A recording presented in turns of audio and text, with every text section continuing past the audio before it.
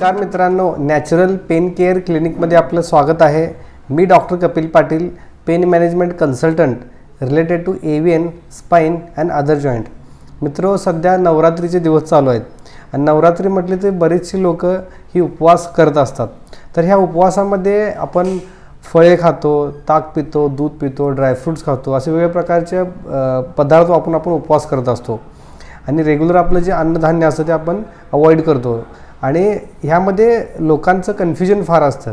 भरपूर यूट्यूबचे व्हिडिओ असतील, आधी सगळं ऐकलेलं असेल जुन्या लोकांच्याकडून किंवा आपल्या मित्रमैत्रिणींच्याकडून की कशा पद्धतीनं कोणकोणती फळं वगैरे खायची. तर हे जर लोकांच्यामध्ये भरपूर संभ्रमावस्था आहे की कोणती फळे खावीत. तर ह्या व्हिडिओमध्ये आम्ही तुम्हाला सांगणार आहोत की नवरात्रीच्या उपवासामध्ये कोणती फळं खाणं योग्य आहे, कशा प्रकारे ती खायला पाहिजेत, कधी खायला पाहिजेत, कसं कॉम्बिनेशन फळांचं असलं पाहिजे. तर मित्र, ह्यासाठी हा व्हिडिओ तुम्ही शेवटपर्यंत नक्की बघा.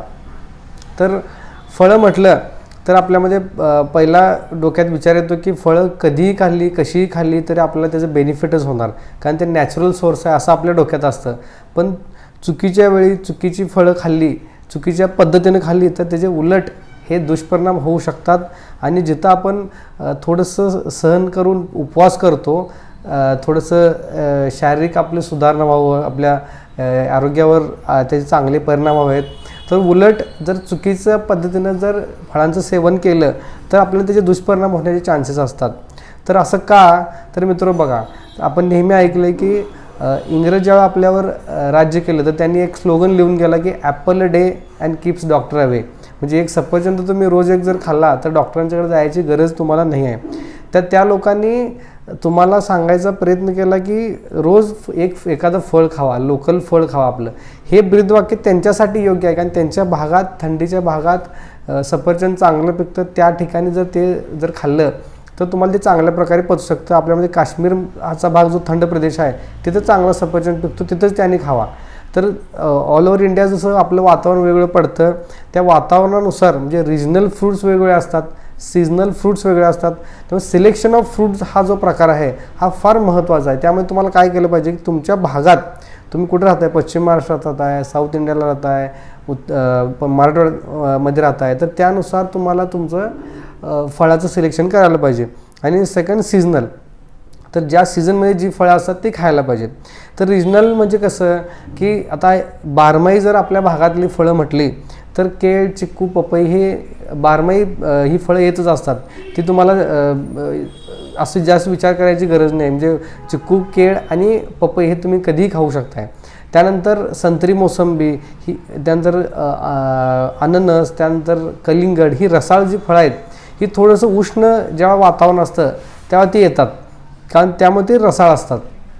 त्यासोबत बाकीची तुम्हाला किवी म्हणा, ड्रॅगन फ्रूट, ॲपल, प्लम ही सगळी जी इम्पोर्टेड फळं असतात ही आपल्यासाठी इतकी चांगली नसतात. ती काय फार वाईट असतात असं नाही आहे, पण जेवढं आपली लोकल फळं आपल्याला जास्त न्यूट्रिशन देऊ शकतात, आतमध्ये आपलं शरीराचं शुद्धीकरण करू शकतात आणि आपल्याला पोषण देऊ शकतात, तितकी ही बाहेरची फळं आपल्याला देऊ शकत नाहीत. त्यामुळे सिलेक्शन ऑफ फ्रूटमध्ये तुम्ही आपली लोकल फळं घेतली पाहिजेत. आणि जसं आपण सीजनल म्हणतो की आंबा, जसा तुम्हाला माहिती आहे की उन्हाळ्यामध्ये तो आंबा आपण उन्हाळ्यामध्येच खाल्ला पाहिजे. पण सध्या आता ग्रीन हाऊसमुळं भरपूर तुम्हाला व्हेरिएशन मिळतात की ऑलमोस्ट 90% फळी तुम्हाला सगळ्या सीझनमध्ये मिळतात. त्यामुळं शक्यतो ह्या नवरात्रीच्या वेळामध्ये मी सिलेक्टेड फूड सांगितलं तर केळ, चिक्कू, पपई, संत्री, मोसंबी, त्यानंतर आता थोडा सीझन कमी आला पण तरी पण पाईनॲपल म्हणजे अननस, त्यानंतर डाळिंब ही निश्चित तुम्ही फळं खाऊ शकता. त्यासोबत तुम्ही सीताफळ खाऊ शकताय, पेरू खाऊ शकताय. आता हा झाला सिलेक्शन ऑफ फळ. आता फळ एकदा कट केल्यानंतर ते लगेच खाल्लं पाहिजे. काही लोक काय करतात, आता ऑफिसला जायचं आहे, स्कूलला जायचं आहे, कुठं कॉलेज जायचं आहे, तर फळं कट करून ठेवून डब्यात घेऊन येतात आणि खातात. कधी फळं कट केली आणि एक अर्धा तासापेक्षा जास्त वेळ झाला तर त्यातलं न्यूट्रिशन कमी येतं. हवेच्या संपर्कात आल्यानंतर किंवा डब्यामधलं जे गरम टेम्परेचर असतं त्यामुळे त्यातलं न्यूट्रिशन कमी येतं आणि त्यामुळं फळं कट केल्या लगेच इमिडिएटली खायला पाहिजे. म्हणजे तुम्ही डब्यातून आहे तशी फळं घेऊन जाऊन एखादा चाकू कॅरी करून तो त्यावेळी धुवून ती कट करून इमिडिएटली खायला पाहिजे. त्यासोबतच भरपूर लोकांचा प्रश्न असतो की मी फळाचा रस पिऊ काय. तर ह्यामध्ये दोन प्रकार येतात. ज्यांना दाताचे वगैरे प्रॉब्लेम आहेत आणि ज्यांना पेरू खायचा आहे किंवा डाळिंब खायचा आहे किंवा संत्री मोसंबी खायचा आहे. ज्या लोकांना चावता येत नाही त्या लोकांनी जरा फळाचा रस वगैरे पिलं तर ठीक आहे, पण ज्या लोकांचे दात वगैरे व्यवस्थित आहेत मोस्टली, तर त्या लोकांनी आहे तशी फ्रेश फळं कट करून तिथल्या तिथे तुम्ही खायला पाहिजे. त्यामुळे काय होतं की फळातला जो सगळ्यात महत्त्वाचा भाग असतो तो फायबर असतो.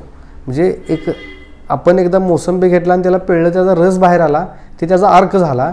आणि जो चोथा असतो तो पण फार महत्त्वाचा असतो. असं नाही की त्यामध्ये फक्त फायबरच असतात, भरपूर आणखीन काही गोष्टी आपल्या त्या न्यूट्रिशन म्हणून आपल्या ते पोटाला मिळत असतात. त्यामुळे अखंड फळं शक्यतो खावेत.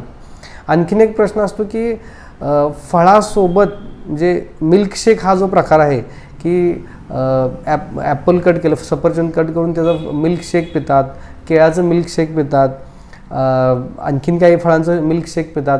तर आयुर्वेद हे सांगतं की दूध आणि फळ हे विरुद्ध आहार आहे.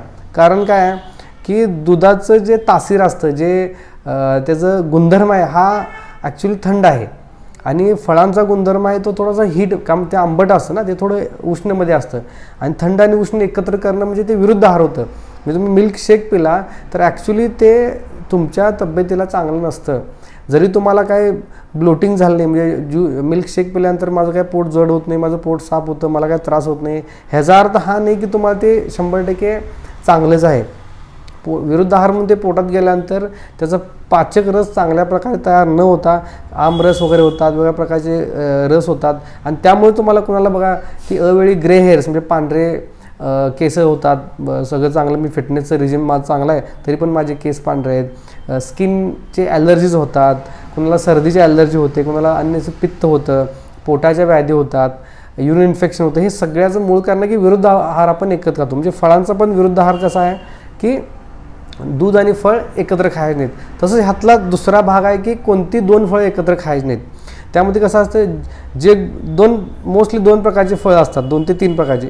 एक फळ गोड असू शकतं किंवा एक फळ थोडंसं आंबट तुरट असू शकतं आणि एखादं सपक असू शकतं. तर 2 चवी मोस्टली नका एकत्र करू. जसं तुम्ही केळ, पपई, चिक्कू एकत्र खाला तर काही अडचण येणार नाही, पण केळासोबत संत्री, चिक्कूसोबत मोसंबी किंवा तुमच्या पपईसोबत तुम्ही सफरचंद अशा गोष्टी जर एकत्र केला तर ते योग्य नाही. म्हणजे आपण कसं फ्रूट सॅलड म्हणून खातो, त्याच्यामध्ये वेगवेगळ्या प्रकारचे फळं पण एकत्र टाकतो आणि त्यात दूधही टाकतो. म्हणजे हे ट्रिपल तुमचं विरुद्ध आहार झालं. हे तुमच्या शरीराला पोषण थोडं देईल, पण विरुद्ध आहार पोटात गेल्यामुळे त्याचा चुकीचा पाचक रस तयार होऊन तुम्हाला त्याचे इव्हन थोडे साईड इफेक्ट होण्याचे चान्सेस असतात. हे आयुर्वेद हे एक्सपेरिमेंटेड सायन्स आहे. त्यामुळे त्या ठिकाणी काय लिहिलं गेलं की तुम्हाला योग्य त्या प्रकारे, योग्य त्या प्रमाणात आणि योग्य त्या वेळी खायला पाहिजे. आता योग्य त्या वेळी म्हणजे कसं की फळं खायची वेळ कोणती, तर सकाळी उठल्यापासून संध्याकाळी 4पर्यंत तुम्ही आरामात फळं खाऊ शकता. जास्तीत जास्त म्हणजे सूर्यास्ताच्या आधी. काय होतं की सूर्यास्तानंतर जर तुम्ही फळं खाल्ला किंवा 4 नंतर जर तुम्ही मोस्टली जर फळं खाल्ला तर त्यामुळं काय होतं की आपल्यामध्ये त्याचं चांगल्या प्रकारे पचन होत नाही. रात्री शक्यतो सॅलड किंवा फळं खाऊ नयेत. त्याचे दुष्परिणाम तुम्हाला इमिडिएटली जरी दिसत नसतील तर म्हणजे त्याचे जे 100% जे बेनिफिट व्हायला पाहिजे ते न होतात, थोडं बहुत 10% तुम्हाला त्याचे साईड इफेक्टच होतात. त्यामुळं हे जे पॉईंट्स मी कवर केले, कन्क्लुजिव्ह तुम्हाला मी काय सांगतो, तर सिलेक्टिव्हली तुम्ही पहिला फळाचं सिलेक्शन करताना आपल्या भागातली फळं खावा, त्या सीझनची फळं खावा. त्यानंतर शक्यतो फळाचा रस न खाता तुम्ही अखंड फळ खायचा प्रयत्न करा. ज्यांना दाताचा प्रॉब्लेम आहे त्यांनी फळाचा रस प्यायला काय अडचण नाही. त्यानंतर मिल्कशेक नका घेऊ 100%, त्याचे तुम्हाला साईड इफेक्ट होतील, पाचक रस चुकीचा तयार होईल. त्यानंतर फळ कट केल्यानंतर तुम्ही इमिडिएटली खायला पाहिजे. कट करून ते जास्त वेळानं खाणं हे चुकीचं असतं.